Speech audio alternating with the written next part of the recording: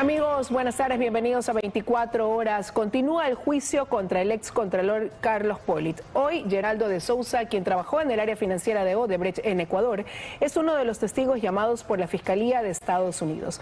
Hola Helen, ¿cómo estás? ¿Qué tal, Liz? Amigos televidentes, buenas tardes, bienvenidos. Mientras en la Asamblea Nacional las fuerzas políticas empiezan a reconfigurarse, la Revolución Ciudadana se va a depurar tras perder 2 curules, mientras el oficialismo espera captar esos votos. Veamos más titulares de esta jornada.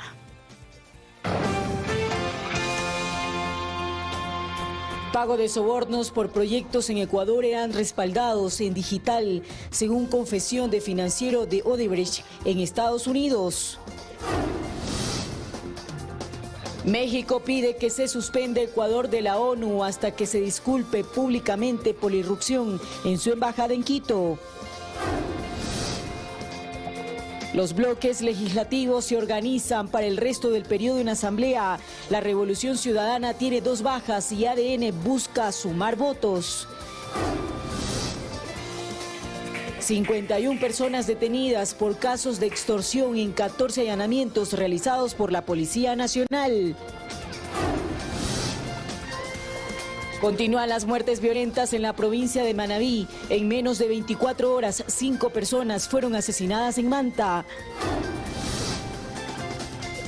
Los 3 participantes mejores puntuados en el concurso para designar al nuevo defensor público son impugnados en una audiencia pública. En corto, estrenos de Cineando con la película de Amy Winehouse. Y además, más fútbol llega este domingo a las 19 horas. Les contamos todos los detalles. En deportes repasamos los partidos de los equipos ecuatorianos en copas internacionales. Barcelona empató e Independiente del Valle y Universidad Católica consiguieron un triunfo en esta segunda fecha. Además, hoy arranca el Sudamericano Femenino Sub-20. La Tri debutará ante Paraguay esta tarde. Todos los detalles a las 14:40. Teleamazonas presenta 24 horas con Liz Valareso y Helen Quiñones.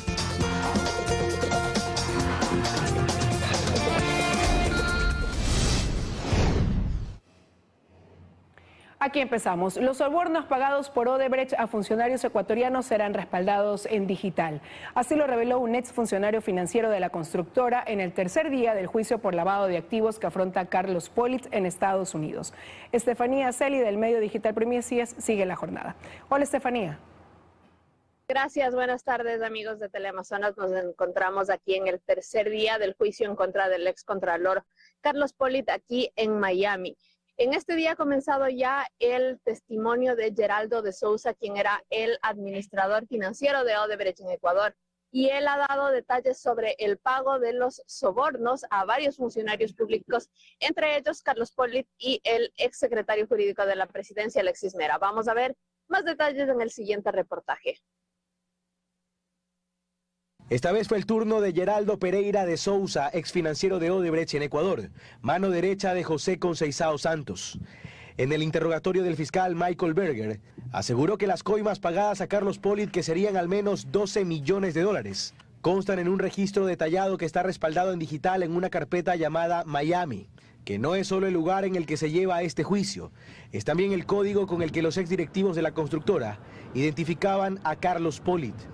Una parte de los pagos se habrían efectuado entre 2012 y 2013 y se dieron detalles. Para que no existieran informes de la Contraloría que pudieran perjudicar a la constructora, al excontralor se le canceló, según de Souza, 1,7 millones de dólares por el trasvase Daule Vinces, el mismo valor por el contrato para la construcción de la refinería del Pacífico, 2,9 millones de dólares por el acueducto La Esperanza y 3,7 millones de dólares por el poliducto Pascuales Cuenca. El exfinanciero de Odebrecht se reveló, sin embargo, que se hicieron pagos antes y después de este registro. Y ahí, por ejemplo, constan unos que datan de 2014, con notas como entregado en GYE, enviado por A, enviado por D. Estos 2 últimos hacen referencia al origen de la transferencia. A, cuando salía de la oficina de operaciones de la constructora. D, cuando era transacción manejada por Diaselec, proveedora de la firma. Otro de los códigos que aparece en los registros del exfinanciero de Odebrecht era Miranda, como se identificaba a Alexis Mera, ex secretario jurídico de la presidencia. El ex ejecutivo de Odebrecht confirmó también el testimonio que en 2019 dio en Ecuador en el caso Sobornos, donde aseguró haber entregado sobres a Pamela Martínez, ex asesora de Rafael Correa. En cooperación con Estados Unidos, De Sousa confesó que dentro de esos sobres había dinero en efectivo, detalle que no lo dio en Ecuador. El martes pasado aparecieron otros seudónimos, Tío, por ejemplo, en referencia al tío del ex vicepresidente Jorge Glass, a quien José Conceizao Santos aseguró haber entregado entre 17 y 18 millones de dólares en coimas. Y en la agenda para la tarde se espera que continúe el contrainterrogatorio de la defensa de Carlos Polit al testigo Geraldo de Sousa, y seguiremos trayéndoles toda la información sobre este juicio desde Miami. Regresamos con ustedes a estudios. Buenas tardes. Buenas tardes también para ti. Muchas gracias por tu reporte. Los testimonios anticipados en el caso Independencia Judicial nos llevan a indagar sobre las resoluciones judiciales de los dos jueces que fueron mencionados por el ex vocal de la Judicatura, Javier Muñoz. Según dijo, 2 magistrados de la Corte Nacional de Justicia fueron cooptados por el correísmo. Aun cuando los 3 testigos que se presentaron en el caso Independencia Judicial hablaron por separado, las coincidencias sobre manejos irregulares dentro del Consejo de la Judicatura, a cargo de Wilman Terán, resultan prácticamente irrefutables. El ex vocal de la Judicatura, Javier Muñoz, fue directo y confirmó que se reunió con Rafael Correa en Brasil, que había un plan definido y lo querían hacer parte de él. Rafael Correa Delgado me dijo, mira, nosotros vamos a analizar, darte el apoyo político en el bloque, pero tú tienes que apoyarlo a Wilman Terán. Un plan o una agenda que se compara fácilmente con los hechos, reconoce la penalista Lorena Grillo. Testimonios que se compadecen con lo que fue noticia en su momento. Y esto incluye las decisiones de jueces que favorecieron a los personajes vinculados a la Revolución Ciudadana. Así es, y ahora vemos que incluso han participado en la redacción de las sentencias de habeas corpus, que son la que obtuvo Glass para salir a través del juez Curipado. Lo ha hecho Wilman Terán de su propia mano, es decir, nosotros hemos pagado funcionarios para que se dignen en procurar la impunidad de los delincuentes. Ese ha sido su trabajo. Pero Muñoz habló también de jueces de la Corte Nacional de Justicia que, según su conversación con Correa, habían sido reclutados por ellos para ser parte del plan. Si él me dijo a mí en esa reunión que el doctor Byron Guillén y Luis Rivera ya estaban ellos cooptados por él para poder tener porque si obtenían ese recurso de revisión, una parte del plan era prorrogarlos en funciones y esa fue una decisión que se tomó en el Consejo de la Judicatura de Wilman Terán. Pero ¿qué es lo que ha ocurrido con los juicios que han pasado por las manos de los jueces Byron Guillén y Luis Rivera, mencionados en el testimonio de Javier Muñoz aquí en la Corte Nacional de Justicia? ¿Se ha evidenciado eventualmente algún tipo de favoritismo o inclinación política? Muchas de las decisiones de los 2 jueces en cuestión han sido noticia, no precisamente por la transparencia, han sido fallos polémicos y cuestionados. Por ejemplo, en el caso Singue, que involucraba a Jorge Glass y otros, en noviembre del 2022, Luis Rivera, el juez ponente, declaró la nulidad del proceso. En el caso Druff, que involucró a los exministros del correísmo Javier Ponce y Wellington Sandoval, en junio del 2023, Luis Rivera, como juez ponente, no encontró perjuicio alguno. En el caso de reconstrucción de hospitales de Manabí, que involucró a Jorge Glass, Carlos Bernal y otros, no se ha iniciado. Luis Rivera no ha convocado aún a una diligencia. En acciones similares, en el caso por negligencia en contra del juez Walter Macías, que supuestamente le resultaba incómodo, el juez Byron Guillén, que habría sido también parte de la reunión en Brasil, presentó un proyecto de resolución, sacar a Macías para evitar el caso Vocales. En el caso Sobornos, que involucra a Rafael Correa, Jorge Glass y otros, el propio juez Byron Guillén iba a ser quien resolvería el recurso de revisión. A donde yo estaba hospedado, en el Hilton Colón de Sao Paulo, me topo accidentalmente, llegando con Noé Sánchez, me topo con Byron Guillén, donde Byron Guillén me confirma que efectivamente había ya con Luis Rivera, que no estaba ahí, pero que ya había con Luis Rivera la tesis para poderlo admitir este recurso del señor Galarza y así poderlo regresar al país a Rafael Correa Delgado. Recordando que Guillén ahora le apuesta por llegar a la Defensoría Pública aún con impedimentos. Y esta entre algunas de las revelaciones cuya verosimilitud deberá aprobarse en este u otros procesos que se deriven de testimonios que han puesto sobre la mesa hechos suficientemente graves. La Procuraduría General del Estado presentó una acusación particular en representación del Estado ecuatoriano en contra de los 51 procesados por presunta delincuencia organizada en el caso Metástasis. Así lo informó la entidad a través de un comunicado. La Procuraduría busca que el Estado ecuatoriano forme parte del proceso como víctima de la infracción penal con el fin de solicitar que en la sentencia se ordene el cumplimiento de medidas de reparación material. México finalmente presentó la demanda contra Ecuador en la Corte Internacional de Justicia. Entre los pedidos está que la ONU suspenda al país mientras no se presenten disculpas por la intrusión en la embajada mexicana. Finalmente, el gobierno de López Obrador dio un paso más en la búsqueda de sanciones para el Ecuador. Esta mañana se hizo efectiva la demanda ante la Corte de Justicia Internacional. La suspensión de Ecuador como integrante de la Organización de las Naciones Unidas, en tanto no se emita una disculpa pública reconociendo las violaciones a los principios y normas fundamentales del derecho internacional. Esta fue una de las peticiones del gobierno mexicano ante la irrupción de policías ecuatorianos en la embajada de ese país en Quito. Desde el Palacio Presidencial, la secretaria de Relaciones Exteriores de México, Alicia Bárcena, explicó los 5 reclamos que su gobierno presentó por la intrusión a su embajada en Ecuador. Los reclamos son muy contundentes. Primero, juzgar y declarar que Ecuador es responsable del daño. De igual manera, buscan evitar que actos como este se repitan, afirmando que el sistema debe estar a la altura de la situación. Establecer el precedente que cualquier Estado o nación que actúe como lo hizo Ecuador será expulsado en definitiva de la Organización de las Naciones Unidas. Mientras tanto, voces en México critican las acciones que ha tomado el presidente AMLO durante la crisis diplomática. La senadora opositora Lili Telles presentó en el Senado un video de cuando López Obrador cuestionaba la existencia y utilidad de la OEA. La OEA, que es una cosa tan fea que causa risa. Después de las burlas del comportamiento pueril, infantil, ridículo del presidente de México hacia la OEA, le ofrezco una disculpa por este comportamiento y estas ofensas del presidente de México, que primero se ríe y ahora le llora a la OEA. De esta manera vive México la crisis diplomática con el Ecuador, la cual le ha traído varios dolores de cabeza al presidente en la situación interna en época electoral. Mientras Ecuador llama a un diálogo constructivo para restablecer las relaciones con México, esa nación ya presentó la demanda ante la Corte Internacional de Justicia y, entre otras cosas, exige disculpas públicas.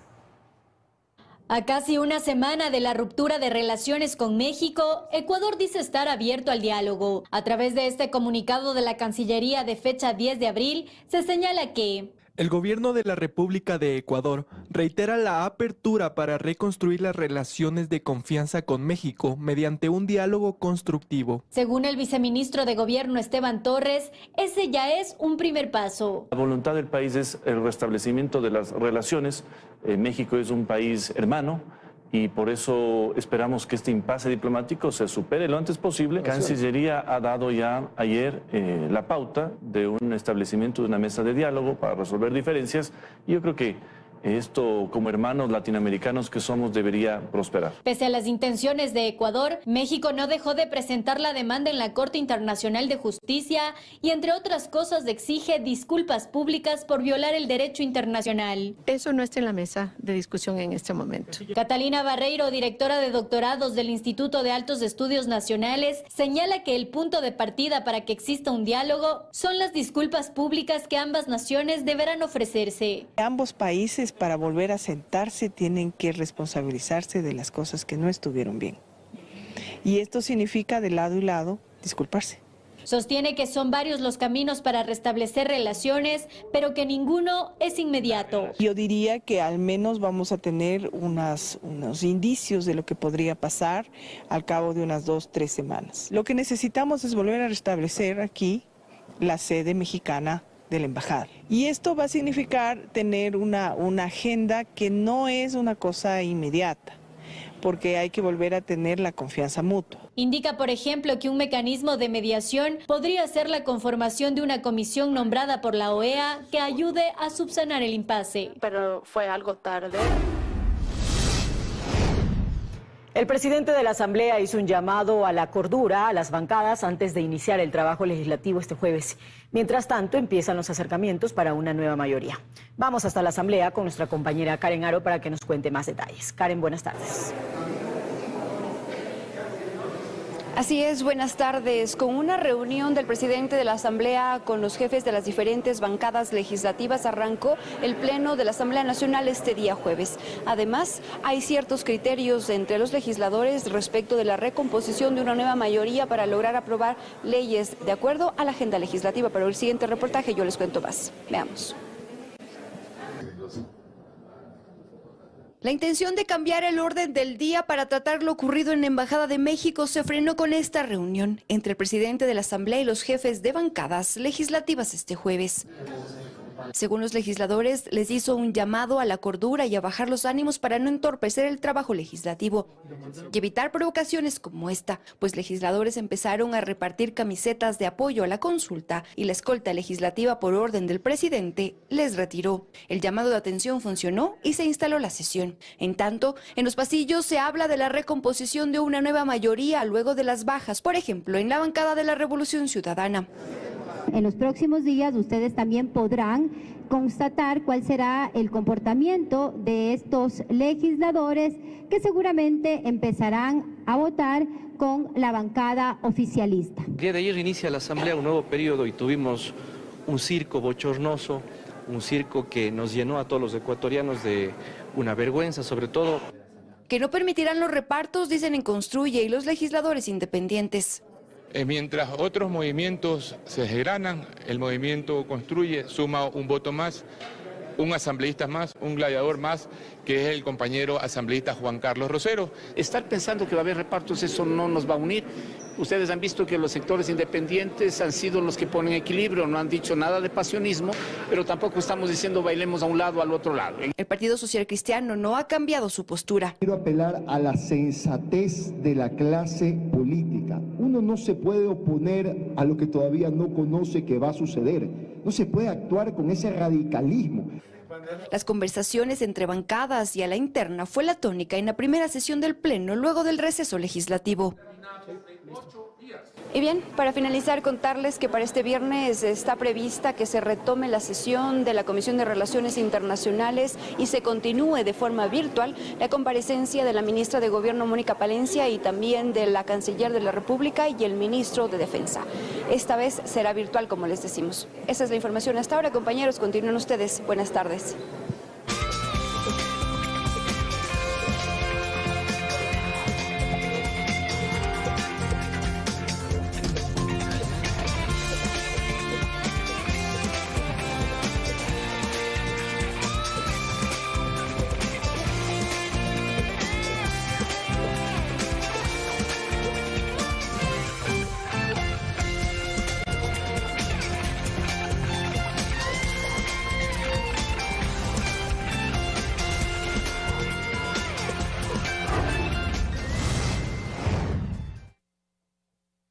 Estamos de regreso con más información. Más de 50 personas fueron detenidas por la policía por los delitos de extorsión y secuestro durante 14 allanamientos que se ejecutaron esta madrugada en 5 provincias del país. Lucía Clavijo, desde las instalaciones del Distrito Metropolitano de Quito, nos cuenta más. Hola Lucía, te escuchamos.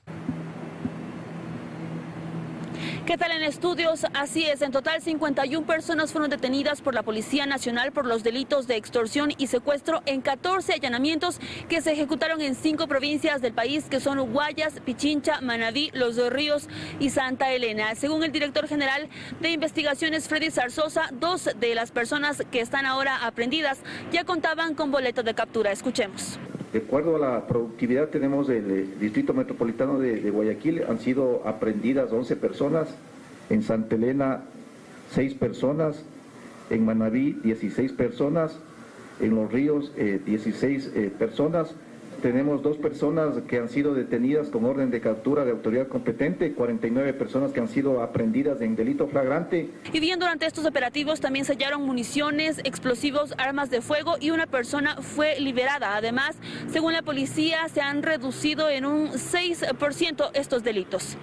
Tenemos la aprehensión de 12 armas de fuego, 8 automotores, 44 terminales móviles, 1.3 kilogramos de droga, $13.725 en efectivo y 749 municiones de diferente calibre. Haciendo un análisis comparativo de las últimas el último periodo del señor Guillermo Lasso y los días de gobierno del señor Daniel Noboa, específicamente hemos tenido un decremento del 6% de los delitos de extorsión. El mayor porcentaje que tenemos de actos de extorsión son virtuales.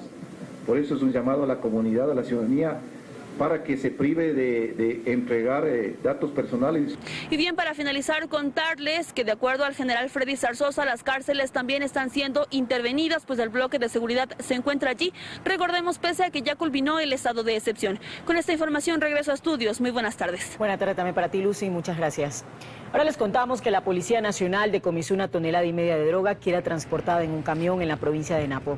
El conductor del vehículo, un ecuatoriano de 22 años, quien no registra antecedentes, fue aprehendido junto con las evidencias que fueron entregadas a las autoridades competentes para el trámite legal. A través de esta operación se impidió la distribución comercial de 15 millones de dosis de droga. Al menos 5 muertes violentas se registraron en las últimas 24 horas en la ciudad de Manta, provincia de Manabí. Entre las víctimas consta un funcionario municipal. Hasta el momento hay 5 personas detenidas. El último hecho violento ocurrió la mañana de este jueves en una gasolinera ubicada en la vía Puerto-Aeropuerto de Manta. 2 hombres llegaron en esta camioneta para abastecerse de gasolina cuando casi de inmediato arribaron otros sujetos en moto y empezaron a disparar. Hasta ahora se ha recogido 13 casquillos. Sí, ya se está trabajando en eso, en las cámaras. Los sicarios huyeron dejando atrás las víctimas. La noche del miércoles en el barrio Nueva Esperanza de la parroquia Eloy Alfaro, norte de Manta, padre e hijo fueron asesinados con más de 25 balazos mientras se encontraban afuera de su casa. La policía investiga el hecho. Horas antes de este doble crimen fue asesinado Joseph León, funcionario municipal. El hombre fue acribillado mientras circulaba en su vehículo por el barrio Jocay. Según testigos, el hombre fue interceptado por 2 sujetos armados que iban en moto. Cerca del lugar de los hechos se pudo encontrar una motocicleta que se encontraba abandonada. Personal policial avanzó a verificar justamente y pudo constatar que inclusive esta motocicleta había sido reportada como robada en días anteriores. En rueda de prensa, la policía confirmó la detención de al menos 5 personas relacionadas a la banda delictiva Los Choneros. Fueron puestos a órdenes de la autoridad competente en espera de la audiencia que resuelva su situación jurídica. A inicios de este mes y ante el aumento de la violencia en Manabí, el presidente Daniel Noboa se reunió en Manta con el Consejo de Seguridad. Ahí se dijo entonces que se reforzaría la seguridad y la inteligencia militar para disminuir las muertes violentas. Es momento de hacer una nueva pausa comercial. Al regresar, el precio del petróleo es de $20, más alto de lo presupuestado en la proforma de este año, aunque esto no asegura más recursos para el Estado. Además, en 2023 se registró un incremento de incendios en la Amazonía comparado con el año 2022. Los detalles de estos temas al volver, quédese junto a nosotros. Gracias por continuar en nuestra compañía. La postura del presidente Daniel Noboa antes y durante el conflicto diplomático entre México y Ecuador hizo que aumente la aprobación de su gestión, según al menos 3 encuestas realizadas a nivel país. Asimismo, los resultados revelaron que el 42% de la población desconoce sobre las preguntas de la consulta popular y referéndum. Son datos de la encuestadora Comunicaliza, realizados entre el 8 y 10 de abril a 6.300 ecuatorianos de todo el país, en los cuales se muestra un ligero incremento en la aprobación a la gestión del presidente Daniel Noboa, con referencia al mes anterior. Para Álvaro Marchante, analista político y gerente de la encuestadora, estos datos obedecen a las acciones tomadas en torno a la embajada mexicana. Sí vemos que de alguna manera tanto el inicio de la campaña de la consulta popular, que empezó hace unos días, como quizás estos hechos que sucedieron en torno a la Embajada de México han tenido un respaldo hacia el gobierno. Datos que no son tan diferentes a los de la encuestadora Click Research. Francis Romero Cordero añade que la imagen del mandatario ya venía consolidada con un 81% y su postura dentro del conflicto internacional provocó un sentido de patriotismo, y de ahí el respaldo del jefe de Estado. Que ha demostrado tener liderazgo y dos, que toma decisiones. A tan solo 10 días de la consulta popular y referéndum, la aprobación de este proceso plebiscitario también ha variado.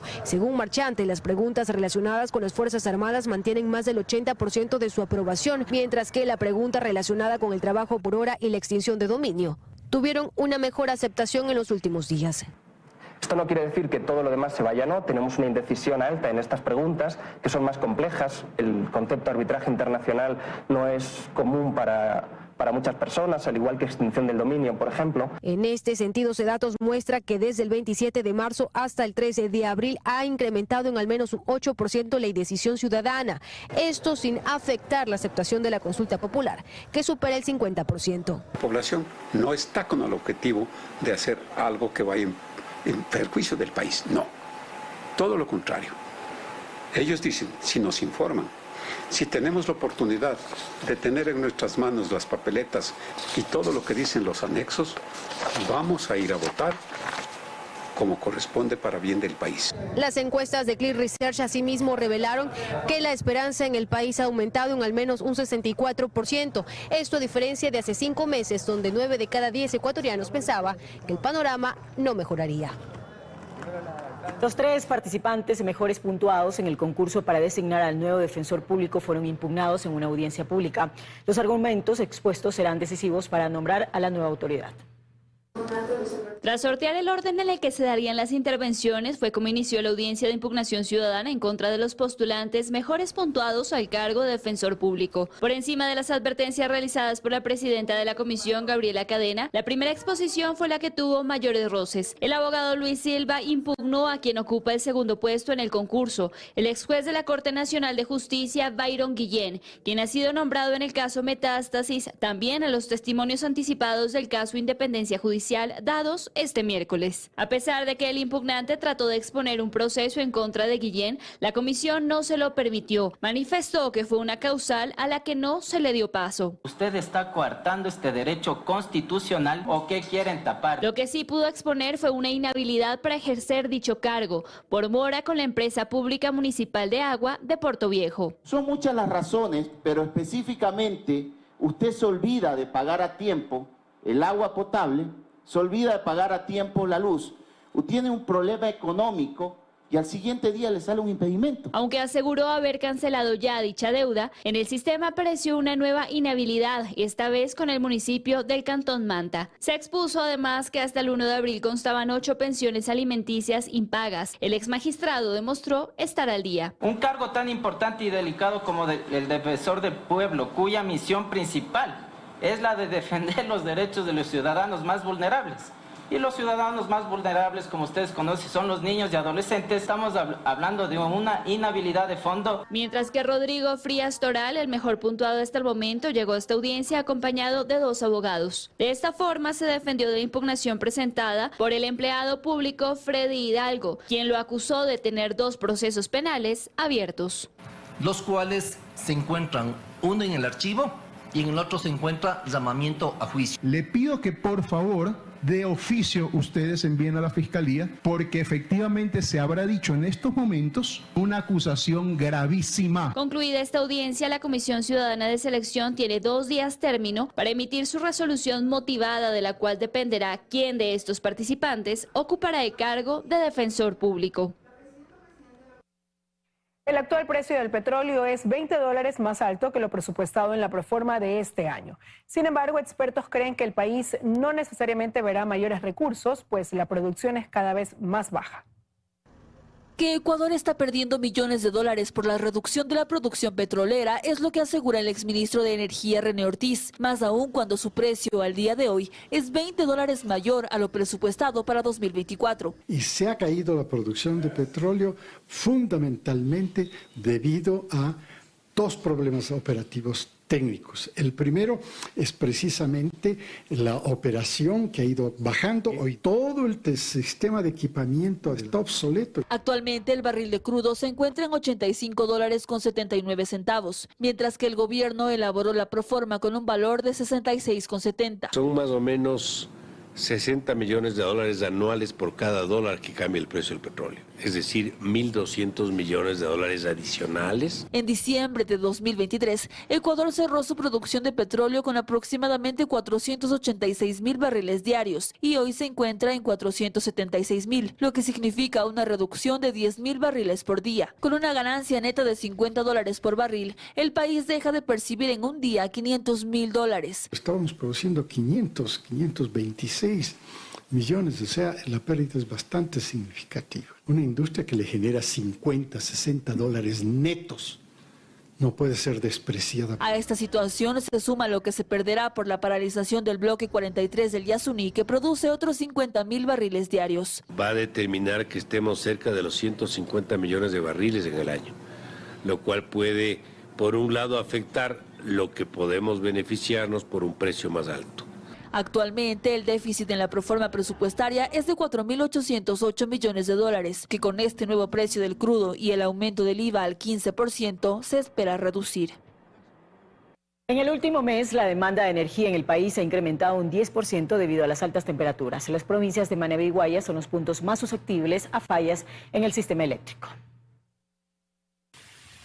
El sistema eléctrico del país presenta una sobrecarga. Usualmente Ecuador consume 4.500 megavatios hora, pero las altas temperaturas en la región costa han hecho que el consumo incremente a los 5.000 megavatios hora. Expertos energéticos aseguran que el problema no es el incremento en la demanda, sino la fragilidad del sistema eléctrico del país. El sistema eléctrico fue construido para una capacidad determinada. El tema es que esta capacidad fue analizada 10, 15 años atrás, se lo construyó mucho más grande de lo que se requería, pero de 15 años al día de hoy ya hemos incrementado bastante la carga. Por lo tanto, estamos llevando nuestro sistema, que ahora consume los 5.000 megavatios hora día pico, está llegando ya al tope. Por lo tanto, cualquier falla que pueda existir en la red puede concluir en una desconexión de emergencia, advierten los analistas. Porque si no, en todo caso, van a venir una situación mucho más grave. Entonces, se desconecta para que luego pueda empezar a trabajar después de un cierto alivio, ¿no? Manabí y Guayas son las provincias más susceptibles a fallas en el sistema eléctrico debido a la lejanía de las principales generadoras de electricidad de Ecuador, Coca-Cola, Sinclair y Paute. Nosotros dependemos mucho de un control bastante local que se da por las generadoras térmicas que tenemos en Guayaquil varias. Como tenemos que hacer ciertos mantenimientos en estas generadoras, al momento de que las generadoras salen de operación, van a producir una inestabilidad. Y a esto se le añade las restricciones en la venta de energía por parte de Colombia y las pocas lluvias registradas en el país, que conllevan a que ciertas hidroeléctricas estén a centímetros de su cota mínima de operación. En el 2023, los incendios en la Amazonía aumentaron un 152% frente al 2022. Según expertos, esto se debe a las sequías en la Amazonía y la degradación de los espacios causados por anteriores incendios. María Mercedes Pesantes nos tiene más información. Meche. ¿Qué tal, compañeros, amigos televidentes? Así es, según estudios de científicos en Brasil, los incendios forestales aumentaron un 152% en 2023 frente al 2022 en las áreas de vegetación nativa de la Amazonía, la selva más extensa del mundo y que cubre el 40% del territorio sudamericano. En estas áreas, también denominadas selvas maduras, hay árboles nativos y antiguos que ayudan a frenar las consecuencias de la crisis climática. Este estudio también divulgó que en la Amazonía aumentaron los incendios forestales de más de 13.400 en 2022 a más de 34.000 en 2023. Y este año también comenzó siendo duro para la selva amazónica. En la Amazonía brasileña, a inicios de este año, se vivieron los incendios forestales más grandes de los últimos 8 años, con cerca de 8.000 focos en total. Y solo en marzo fueron registrados cerca de 3.000 incendios en la selva amazónica, es decir, un aumento del 61% en relación a este mismo mes, pero del 2023. Las causas, según expertos, son las sequías en la Amazonía y la degradación ocasionada en estos espacios por los incendios que se dieron en 2010 y entre 2015 y 2016. Esa es la información, compañeros, amigos televidentes.